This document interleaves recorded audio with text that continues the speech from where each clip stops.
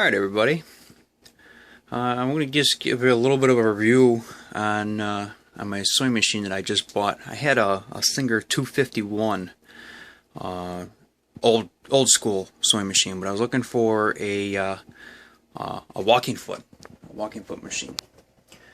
And so I picked this up. It's a Chandler 406 RB1. The sewing machine that is out there that is pretty much identical to this is a Console 206. It's pretty much the same exact thing. I bought the table, the servo motor, the whole 9 yards. I bought the whole thing for $9.50. For something that's close to this, you're looking $1,500. So I took a gamble and I bought it for the price. It goes up to a 10mm stitch. But one thing, if you've got an old a sewing machine like this, it's got the separate motor on it. You know that it's very hard to get really precise with them. So that's the reason why I'm making this video here. Is I made a reduction on mine, and I'll show you how it works and what I actually did. What I did is I made this up here, and what it has done is it has reduced it from 2.5 to 1, which that means that the motor has to spin 2.5 times than the sewing machine itself. So the motor spins 2.5 times. The head up here is going to spin 1 time. And what I'll do is I'll run it and I'll show you exactly how precise you can get with it. I seen there isn't quite too many videos online that show a reducer like this. So that's why I'm kind of making this, so that way you can see. The big pulley is an 8-inch, and the small pulley is a 2-inch.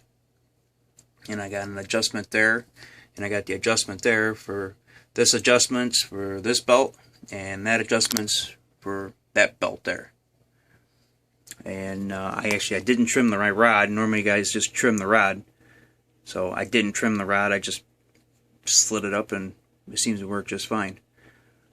But I'll show you how it works. Okay, well, let me just see if we get focus here. All right. Now, one thing I did notice when I did get the machine in is the rod that is back up in here for the tensioner. When you raise the presser foot. You raise the presser foot and it releases the pressure. It wasn't coming in contact, so I just had to bend the little bracket in the back here so it made contact with that little push rod, so that when you lift the foot, you can pull the piece out.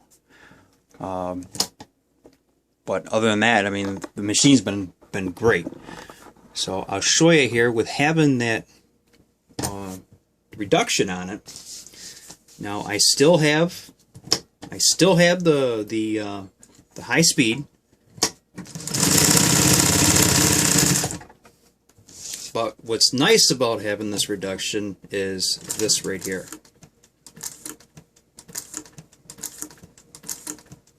Now if you try doing this, yes, the servo motor, you can adjust the speed on it, but even if you adjust the speed on it, you're not going to be able to go this slow and this precise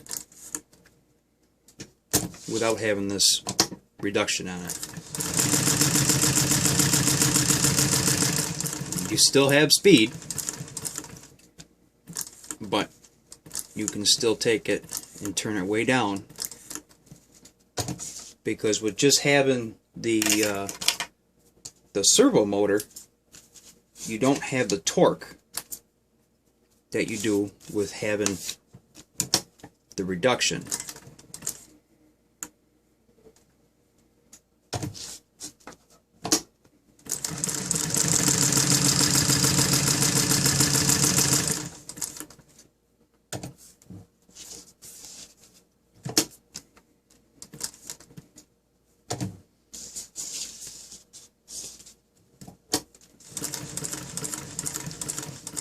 See, you can turn it way down. Now my motor is actually on high speed right now. It's maxed right out.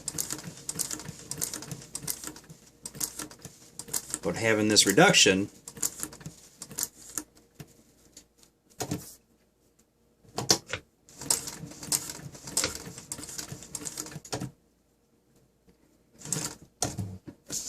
you got control over the workpiece.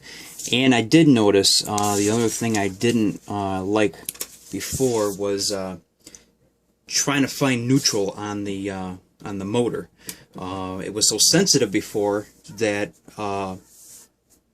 you would rock the pedal forward to get the neutral position in the servo motor, that you'd actually bump the speed of the motor. With having this reduction on there, you got a lot more control over that that neutral position in your motor too. So you can speed right along, or you can creep.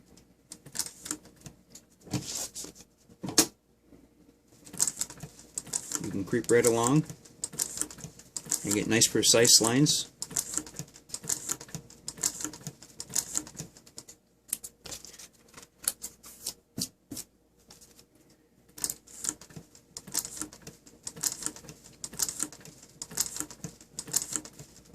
So I'm really happy how it's worked out. Like I said, mine is it's about 2.5 to 1, and you even got more control over doing your end stitch too.